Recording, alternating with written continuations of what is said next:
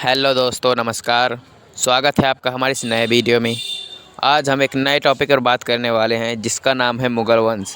आज हम मुग़ल वंश के एक शासक जहीरुद्दीन मोहम्मद बाबर के बारे में बात करने वाले हैं। आपने इससे पहले बाबर व मुग़ल वंश के बारे में पढ़ा ज़रूर होगा, परंतु आज के बाद आपके सारे डाउट्स ख़त्म हो जाएंगे। तो देखते हैं कुछ बाबर के बारे में। बाबर का असली नाम जहीरुद्दीन मोहम्मद है। बाबर उज़्बेकिस्तान का था। उज़्बेकिस्तान ने बाबर ने बहुत लड़ाइयाँ लड़ी और वहाँ तुर्क भाषा बोली जाती थी और तुर्क में बाबर का अर्थ होता है बाघ। इन्होंने बाघ से रिलेटेड इसका नाम रखा था जिसका नाम बाबर है। इसका जन्म 12 फरवरी 1883 में उज़्बेकिस्तान में हुआ था। इसके पिता का नाम उमर शेख मिर्ज़ा और तथा माता का नाम कुतलुग निगार खान था। बाबर के पिता फरगना के एक छोटे से राजा थे और पिता के पश्चात बाबर ने वहाँ की गद्दी संभाल ली। मुग़ल अपने आप को मुग़ल के बजाय तैमूरी कहलवाना पसंद करते थे। इसका एक रीज़न था कि इनके पिता तैमूरी वंश से संबंधित थे तथा माता कुतलुग निगार खान चंगेज़ खान के वंश से संबंधित थीं।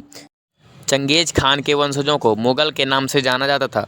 चंगेज़ खान अपने समय का बहुत ही क्रूर शासक था, इसलिए उसका नाम बदनाम था और इसीलिए मुग़ल अपने आप को मुग़ल कहलवाना पसंद नहीं करते थे। यह तैमूरी कहलवाना पसंद करते थे। परंतु जब भारत में अंग्रेज़ आए, उन्होंने इनका इतिहास पढ़ा और तैमूरी कहलवाने वाले इन मुग़लों को मुग़ल कह के संबोधित किया, तभी से इनको मुग़ल के नाम से जाना जाता था। बाबर ने अपना पहला आक्रमण वहीं उज़्बेकिस्तान के आसपास समरकंद में किया था और इसके पश्चात इसने काबुल पर आक्रमण किया और गजनी पर, परंतु यह अपना राज्य वहां पर स्थापित नहीं कर पाया। वहां से इसे भगा दिया गया और यह भारत की तरफ निकल पड़ा। 1919 में बाजौर में भेरा का किला उसे कब्जा कर लिया और वहां अपनी सेना रखता था, परंतु इसी बीच एक बहुत बड़ी घटना हो गई। उस समय भारत में दिल्ली सल्तनत पर लोदी वंश का शासन था और लोदी वंश के दो लोगों ने, आलम खां लोदी और दौलत खां लोदी ने इसे आमंत्रित किया कि आओ इब्राहिम लोदी को मारो और इसका राज शासन हमें दे दो। इब्राहिम लोदी इनका चाचा था। आलम खां लोदी और दौलत खां लोदी का इब्राहिम लोदी चाचा था। और वहीं राजस्थान के शासक राणा सागा ने भी इसे आमंत्रित कर दिया कि आओ और आलम खां लोदी और दौलत खां लोदी को मार दो और इसका शासन मुझे दे दो। बाबर तो इधर आना ही चाहता था, क्योंकि भेरा के किले में वह कितने दिन रहता।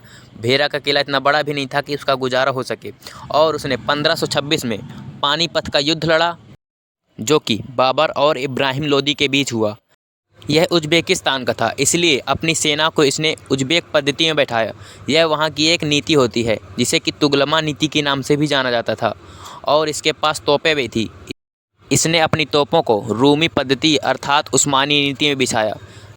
ऐसा नहीं था कि पानीपत के युद्ध में ही पहली बार इसने बारूद का प्रयोग किया, परंतु 1919 के भेरा के किला में यह बारूद का प्रयोग कर चुका था।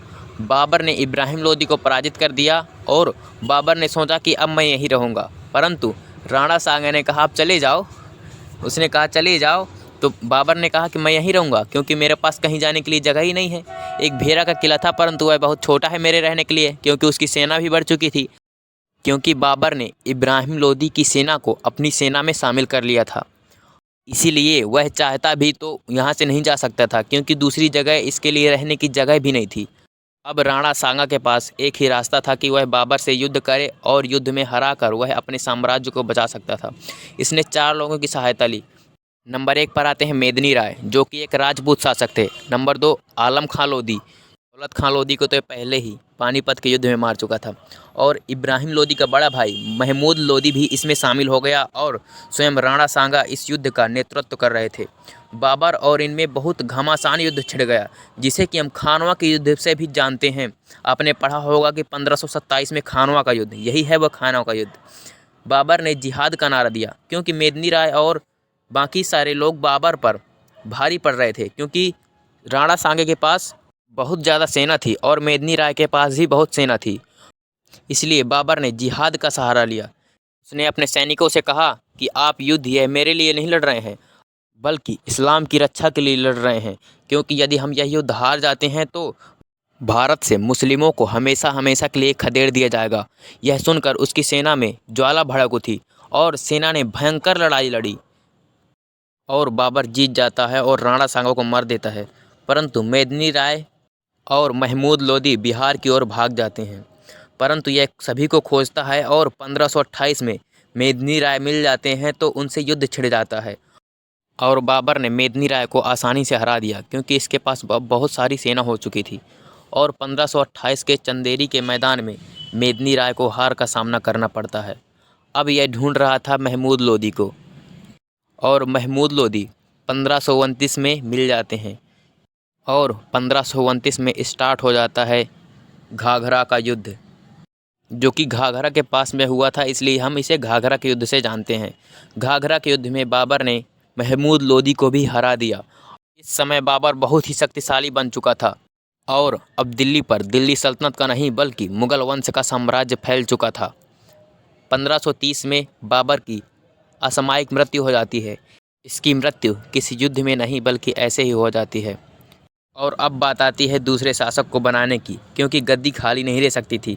तो अगला शासक आता है हुमायूं और इसने 1530 से 1540 तक अपना साम्राज्य चलाया और इसके पश्चात वह भाग गया। अब हुमायूं की चर्चा कल करेंगे। अब थोड़ा बाबर के बारे में रिवीजन कर लेते हैं एक बार। तो बाबर का जन्म 12 फरवरी 1883 ईस्वी में उज़्बेकिस्तान में हुआ था। इनके पिता का नाम उमर शेख मिर्ज़ा तथा इनकी माता का नाम कुतुब निगार खान।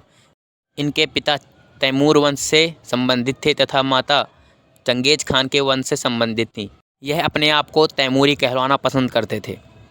बाबर ने पहले समरकंद पर आक्रमण किया और समरकंद को जीत लिया। इसके पश्चात काबुल में और गजनी पर आक्रमण करके जीत लिया, परंतु वहां पर यह सत्ता स्थापित नहीं कर पाया और भारत की ओर आने लगा।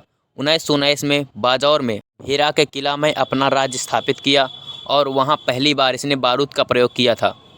दिल्ली से आलम खां लोदी और दौलत खां लोदी ने इसे आमंत्रित किया और बाबर गया 1526 में। 1526 के पानीपत के युद्ध में इब्राहिम लोदी को मार दिया और 1527 के खानवा के युद्ध में राणा सांगा को पराजित कर दिया। 1528 में चंदेरी के युद्ध में मेदिनी राय को तथा 1529 के घाघरा के युद्ध में महमूद लोदी को पराजित करता हुआ आगे बढ़ गया और दिल्ली में अपना राज्य स्थापित कर दिया और 1530 में इसकी मृत्यु हो जाती है। अगर आपको हमारा वीडियो पसंद आया हो तो प्लीज़ एक लाइक करें। अगर चैनल पर नए हैं तो एक सब्सक्राइब मार दें और अगर कोई डाउट हो तो कमेंट करके पूछें। Thanks for watching. मिलेंगे अगली वीडियो में। जय हिंद, जय भारत।